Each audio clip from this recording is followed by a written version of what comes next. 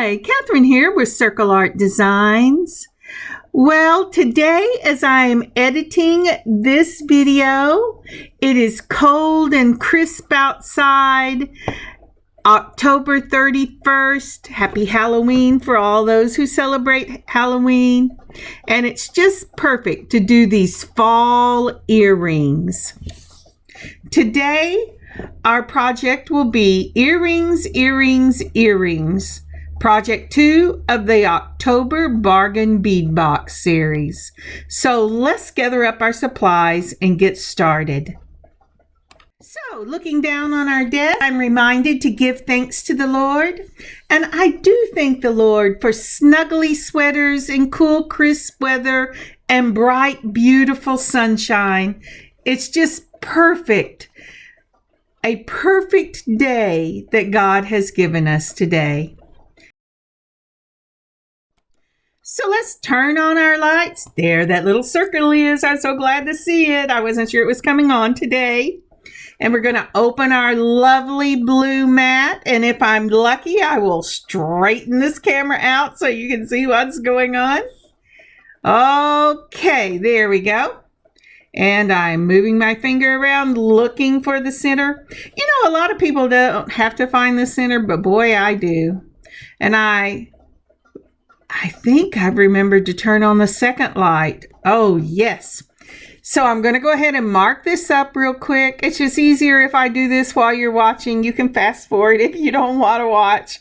But I inevitably hit the camera when I try to turn it off so that you don't have to see this. So I've just taken to doing it all at the same time. Going to straighten the mat up because it decided to move up a little bit. And there you go. Thumbs up. I think we've got the center. So we're starting off today with these beautiful, beautiful leaves. This is an aventurine carved leaf. It's 2 pieces. It came in the bargain bead box. It's 28 by 18 millimeter. And they are gorgeous. Now, when I opened up the packet, it had this, or packet, it had this little bell with it. So I'm sure they meant these to be for necklaces. But they're fairly lightweight, especially when you consider the necklace we made in Project 1, which these will go with. So I'm using it for earrings. Along with our first pair of earrings, we're going to use those same carved beads, glass beads we used in Project 1's necklace. I really do intend for these to go together. They are just perfect. And so I'm going to get out 2 of these because we're going to use 1 in each earring. Remember, this will be a set of 3 earrings we're doing. Now for this one, I at first thought I might go with my own crystals for this because I do have several color crystals that are about the same size that the Magma AB came from the bargain bead box. So I'm testing out to see, well, do I want it to be same and just shades of green, or do I want to use white crystals in it? You know, I wasn't exactly sure what I was going to do. And that's a really nice thing to be able to do when you're making your own jewelry, is to just set it out on the mat and go, well, do I like this one or do I like that one better? And I can see I shook my hands. No, I don't think I like either one of those. Well, let's see. Maybe white. Maybe. But I think they all go back into the little crystal. And I went, nope, that's not what I want at all. But before I picked out the Magma AB, because I am using that in a different earring project, I pulled out these beautiful, they look black, but they're not really. They are the deepest royal blue, dark blue I have ever seen. These are 4 millimeter crystal bicones. Now then, I am pulling out my eye pins for this. And we're going to need 2 of those. And I'm doing it in the gold. And you say, well, there's a silver loop here.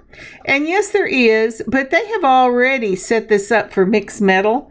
Because when you dump this out, it is in a rose gold that their bell comes. Or their bell comes. Let me get my English correct. Their bell comes in a rose gold. So this will be gold, silver, and rose gold in mixed metal. I also took some hooks out for earrings for your pierced ears. And I have taken, or I'm going to take, 2 of the jump rings to add to the swing on the earring, or at least that's my game plan. And every time I move my hand, you can see those teeny little bells right there between the carved aventurine leaves. And my Texas accent is showing. I said B-A-I-L, not B-E-L-L. Bells. Okay, let's take our eye pen and get started. The first thing you want to do is make sure it's nice and straight. For this project, I will be using the larger of my loopers. This is a 2.25 looper. Now, what you do, if I bring it down, is you bring, there you go, you bring that eye pin right across the jaws and into the hole. It won't always fit in the hole. Always make sure you bring it straight across till your bead touches the jaws, and then you'll be lined up. We're starting with that dark blue bicone, the 4mm from my own stash. Then one of those lovely green iris glass beads that we used in Project 1. And then another of the dark blue, almost black, bicones. I put it across the jaws, mashed them together, and then I slightly bent it. And that should make a question mark shape. Then, using your straight nose pliers, you're going to make sure that the looper made is closed completely. And that's what I'm doing right here. I always put my finger behind it so I can see, and you can too, that loop is closed. Now that is component 1. Next, taking 2 chain nose pliers, or chain and curved, it doesn't matter as long as they won't scuff your eye pin. You want to make sure they're going across in the same plane, or that way everything will line up when you put it on the ear wire. Now I'm taking this lovely little bell, and I couldn't get it in at first, so I took my pliers and I just mashed that little tip in so that I could get it on. And then I used my pliers again to close that little bell again, because you don't want anything jumping out. And that's what I'm doing right here. I'm just going inside and gently closing that up. Then I am popping the larger size up to the top. And I have component 1 and component 2, which is the curved aventurine leaf, together. And it's ready for whichever hook you want.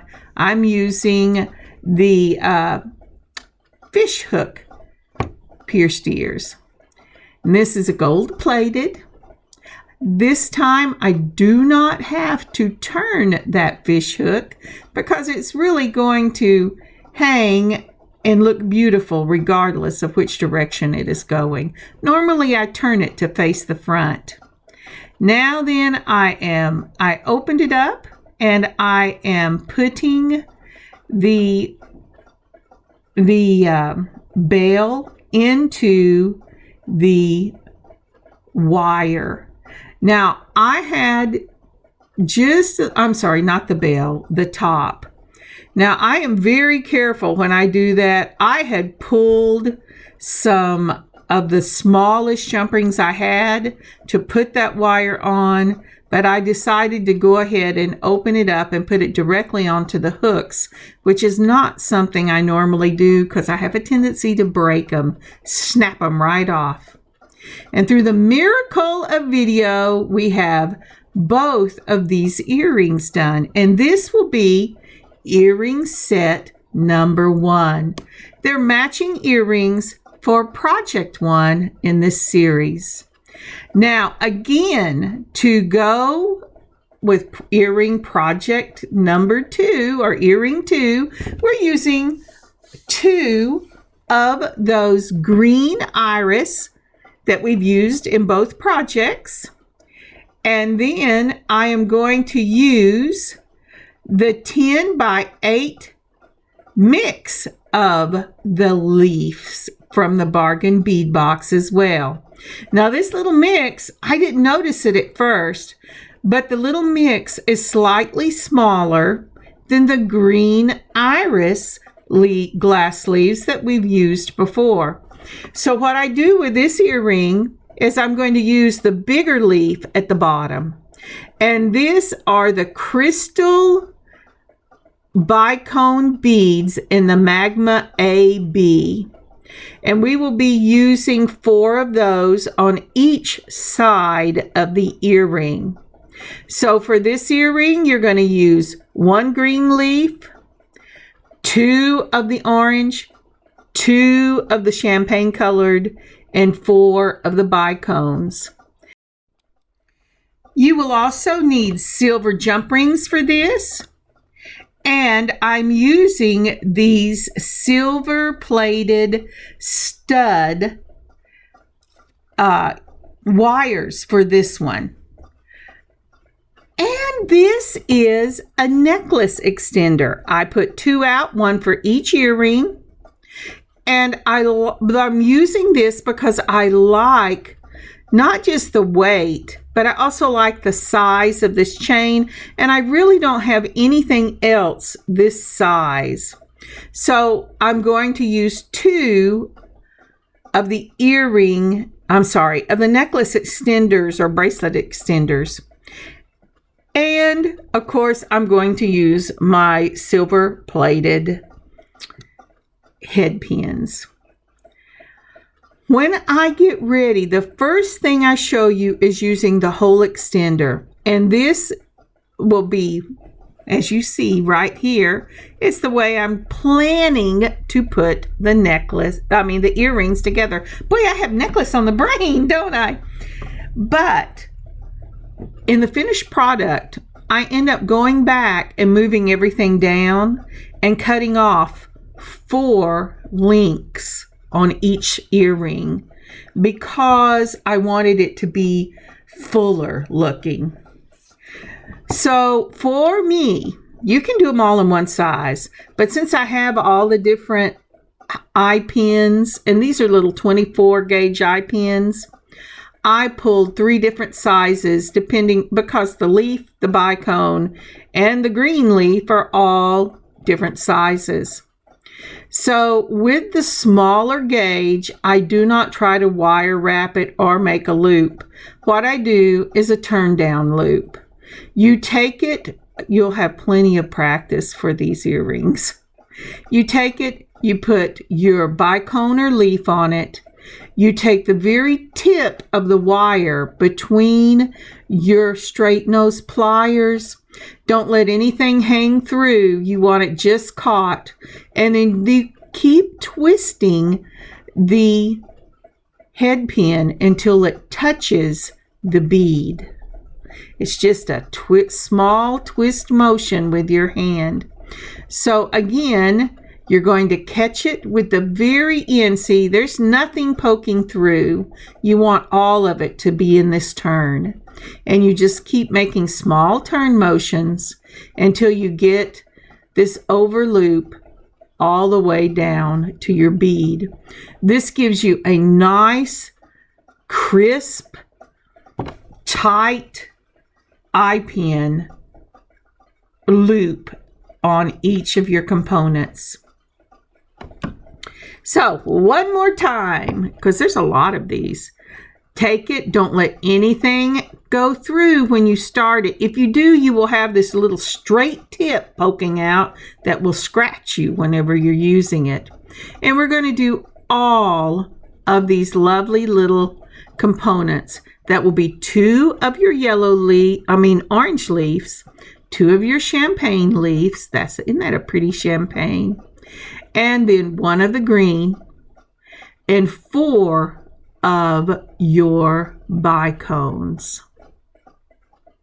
And there you have it. So as you're doing the components for your first earring, would you pause a moment and like this video? And please leave a comment. And if you would share and subscribe, I would really appreciate it. Thank you so much. And now I'm going to speed this up a little bit because, you can only watch someone turn so many circles at regular speed. And I am not the fastest person in the world. I would like to be able to go this fast and still get a good product. But, that's just wishful thinking on my part. I hope that you are enjoying these earrings. I really had a lot of fun making them. I'm not one that normally does just lots of earrings all in one, 3. Okay, maybe that's not lots to you, but that's lots to me. But I have really enjoyed doing this. Now then, I opened my jump ring and I'm going to put, first of all, the chain. I try to always put chain on first. And then the leaf at the bottom. Remember, I am putting that big leaf on first. I'm hoping that will give a little weight to the earring so it will keep it from just swinging like crazy. Actually, it may make it swing more, but I really think it's going to be really lovely. In fact, if I have enough of these left over, I am making a pair and putting clips in them because I would love to have a pair of these earrings for November, for that beautiful fall season. My son says his leaves have been turning for 2 weeks now. I think down here we're going to get green and then they're going to fall off, because when I got up to this wonderful crisp weather, I thought, there may not be any fall in my future. But I don't care. I am truly thankful for the cooler weather. So again, you hold your jump ring between 2 pliers with the little slit at the top and twist 1 wrist. And the reason you do that, and I've told you before, but for people this is your first video, you can see when my hands are not falling off. I do have it in other videos where you can see what I'm doing. Here you go. So it's just a twist. And you want to twist them because if you try pulling them apart, even if you get them back in a circle, you have given that wire a new memory. And it may never pull apart, but then again, because it has the memory of being yanked, it is more likely to come apart and you lose the component on your piece. So always twist, never pull.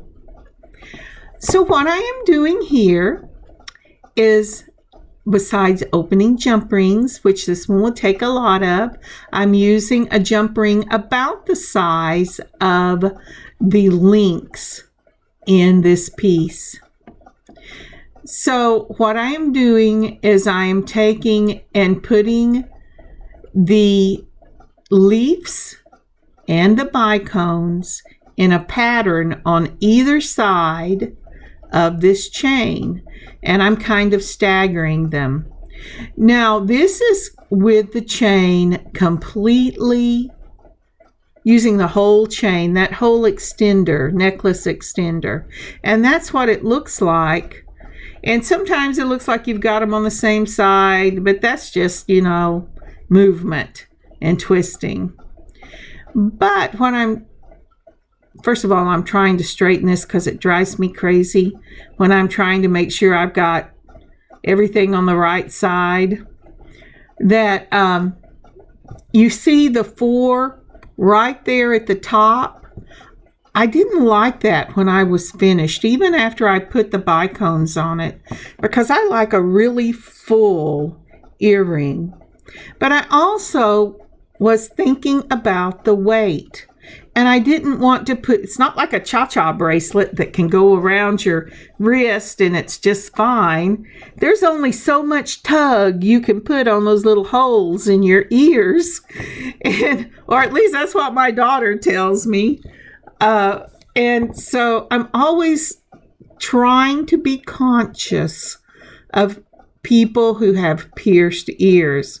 Because with clips, I can put a whole lot more weight on my ears. There's a good close. Did you see that? You just twisted it right back, made sure it was closed. That was beautiful. Okay, back to what I was saying. I can put a whole bunch more weight on my ear using clips than people can that have sensitive ears and have pierced.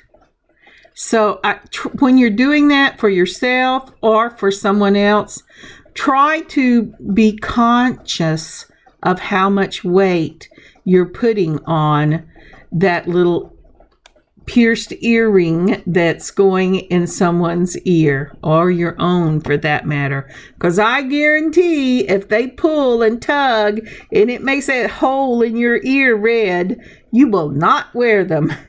Because I have seen too many pair that my daughter has bought that have ended up on the dresser after just an hour and never to be seen again.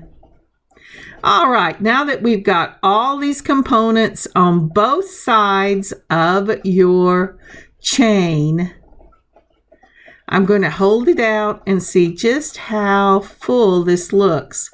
Now, if you're someone that likes a really long earring with, plenty of space between your components so each component can be seen, then by all means use all of the necklace extender or the 2 inches or 1.5 inches, whatever you've cut of chain.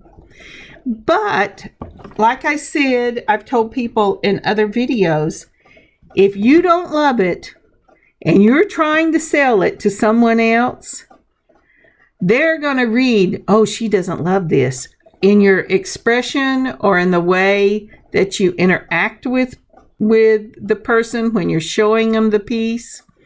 And they're not going to love it either. So always make sure that your finished product, even if you have to take it apart, you love. So I get this completely finished. And I looked at it and I went, no, I don't love it. It's too long. It's not spaced out properly.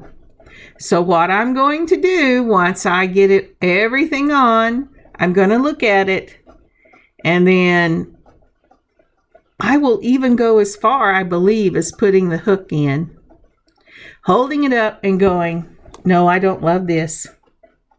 Or maybe I put it on this, I put it on this little wire first and went, do I love this? I did not love it. I'm sorry, my hand's up. There you go. Come on, come back down, Kathryn. Please come down, Kathryn. Yeah, I'm too busy paying attention and not showing you. Okay, so this is the way it looks using the whole extender. And there is nothing wrong with this. I have a daughter-in-law that would love this long dangle, but it's just too sparse. at the top, and I do not love it. So what I'm doing is I am counting off how many of these I want to take out. And I end up cutting 4 of them off. And this extender is a 12 length extender. So I'm going to cut it off. And you did not see that I put the ear wire in it, but I did. And I'm going to cut this off, and then I'm going to put it on with a little, and that's a teeny little, that's the smallest round I have. But I'm going to go ahead and I'm going to put it on once I quit fighting with it. And then I'll put it on the stud earring. And I love it. I really do love it. Now, once I get this one done, we will go ahead and do the other one, and I'll show you the completed set.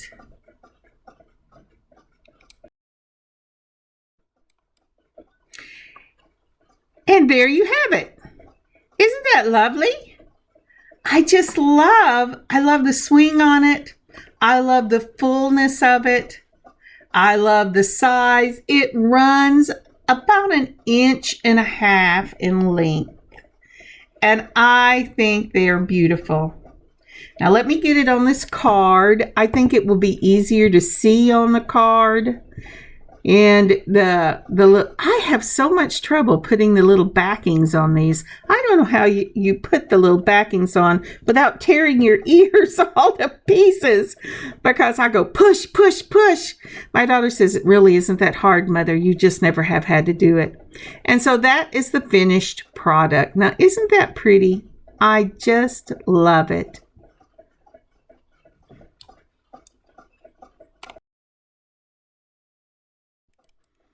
See how well balanced they look, especially when you know that the little leaves in the top are different from the big leaf at the bottom.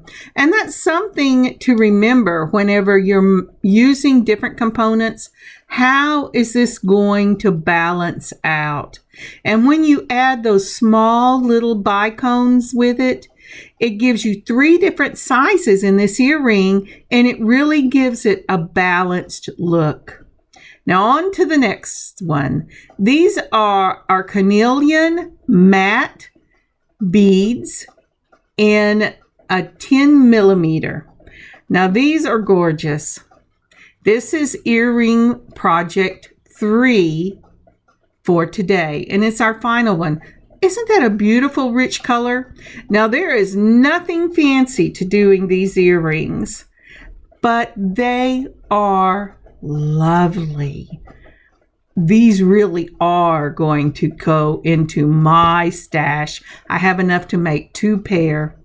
Now what I'm pulling now is a frosted crackle, also from the bargain bead box. So these frosted crackle barrel beads and the carnelian in the matte are both from the bargain bead box. And the colors really complement each other and go perfect with these 4 millimeter Magma AB crystal faceted bicone beads. This makes a beautiful pair of earrings for any time. Because of the color, you could use them year round, but they especially look beautiful for fall. And the hint of red in these make them perfect for Christmas as well. We're also going to use the 5 millimeter daisy spacers for this one in that rose gold. Some have told me it's really copper, but it doesn't look coppery enough to be copper. I believe it was intended to be a rose gold, but it doesn't matter what color you call it. And if you didn't have them, if you don't have the bargain bead box, you could use your regular daisy spacers to go with these. But it really is lovely. And then for this one, I am using long antique copper head pins. And again, this is going to be a single swing with a single component. And I'm also using the copper jump rings and copper ear wires for this one. So we've done a gold mixed metal, we've done a silver, and now a copper. That's some pretty cool things for just one bargain bead box with finds from your own stash. So for this, we're going to use a single component, as I was saying. I'm going to use the same loopers that I did on the first set. This is the and look at that, it's upside down. The 2.25 millimeter loopers. And again, you want your head pin to go across the jaws of the looper into the hole if you have enough wire, and then you'll close it and that'll make your loop. I'm starting off with the bicone and then a daisy spacer onto my head pin, and make sure that head pin is straight. Then the crackle glass or bead, barrel bead, and then, excuse me, I had a cough.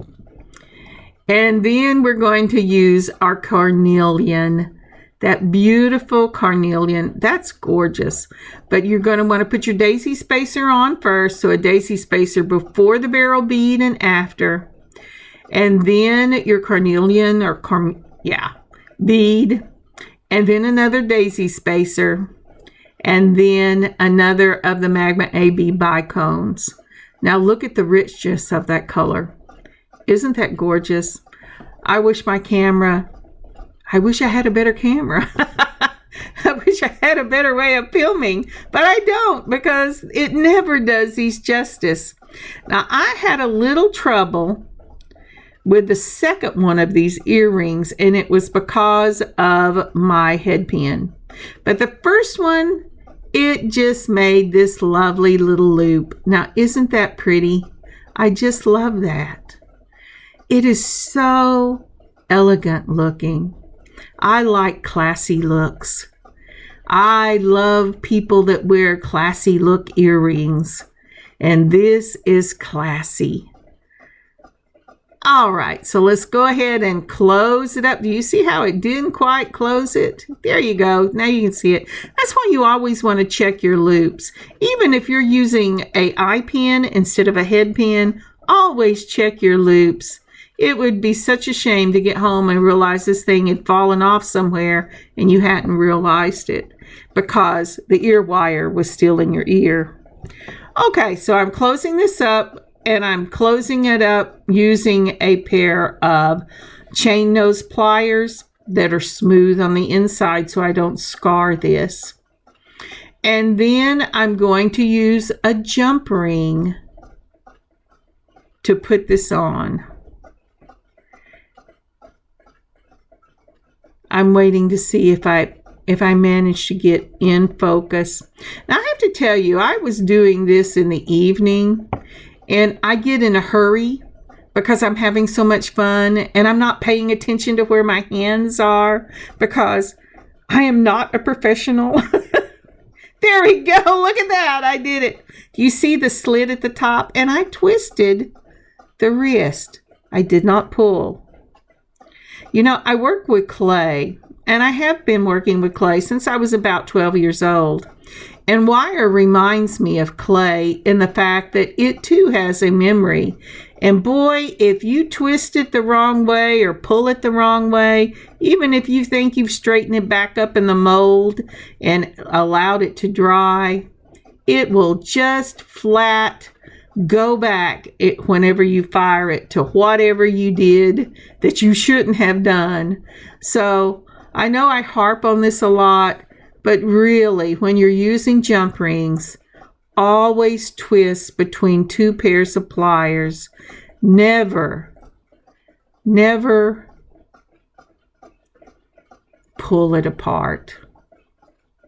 And the same thing, when you get jump rings and you look at them and they've all been pre-opened, And I have jump rings like that. And boy, when I twist it back together, if it doesn't close the first time, if I have to maneuver it to get it to come up and come down and move over, I always worry. I hope a machine didn't pull these things. So here are both of them. I'm sorry, here is the first one, and it's on the wire. And so now I'm going to do the next one. Again, bicone, daisy, your barrel bead. The barrel bead's going to be trapped between the two daisies. It gives it that lovely finished look and just a hint of metal. Then your cornelian, I just love that. That's such a pretty color. And then your daisy, and then a bicone. And we're going to use the looper. Now, if you don't have a looper, you can go ahead and make the loop. You can do a couple of things. You can twist it down like we did the first earring. Or you can make a loop using your straight nose pliers. But it didn't, the first time I saw these loopers, I went, oh, that's for me. Because they just, most of the time, not this time, this is the one that gave me the issue. Do you see how it bent, and I tried to straighten it up and do it again, but that wire had remembered. And so I end up having to take everything off and throw this wire away and rethread it, because wire has a memory. And so we're going to try this again. We're going to put it in. We're going to bring it down, turn it back. It makes our little circle. And then, but this one didn't make a good circle. And that's one of the things you just never know. And you go, what did I do wrong? Well, I can guarantee you didn't. It has something to do with this batch of wire. It does not have anything to do with your looper. It does not have anything to do with you. Sometimes you just have to work with what you have. So if you get some that do these crazy things, and you said, but I put it in the looper, or I turned my loop right, I don't know what's wrong with this. It really isn't you. Sometimes you just get a bad head pin. So I close that loop up. I twist it open, the jump ring. I'm putting on my component. Then I'm going to put on my ear wire and twist it back closed. And you know, you can always tell a wonderful jump ring because that sucker just goes right back into shape because I didn't pull on it. So I love it when a jump ring comes together. Let me get all my little doodles out of the way so you can see these lovely earrings. Just really a classic look. I will put some more of the shots of these earrings that I have at the back. Some of these will be going into the shop. Some of them I'm keeping. It depends on if I have enough to make me a pair too and put clips on. Thank you so much for joining me on this beading adventure today. I hope you are having an amazing week. I hope fall has come to your region. Look at that. Aren't those just classic? I love them. I really love them. I wish I had had enough of the crackle that I could have made a matching bracelet or a matching necklace. I will have to go to the Bargain Bead Box sister shop and see if they have any of these left, because they are awesome. And that's Bead Box Bargain if you're looking for any of these beads and you don't get the subscription. Really, really pretty. Again, thank you for joining me in this beading adventure. I have had such a wonderful time designing and making these lovely earrings. I love earrings. I don't wear them very often. My daughter says, well, I don't know why you're always making yourself earrings, Mom. You hardly ever wear them. Yes, but when I do, I want a very classy look and something that doesn't hurt my ears. Again, have a wonderful week, and I will see you at the end of the week. Blessings, y'all. Kathryn, circleartdesigns.square.site.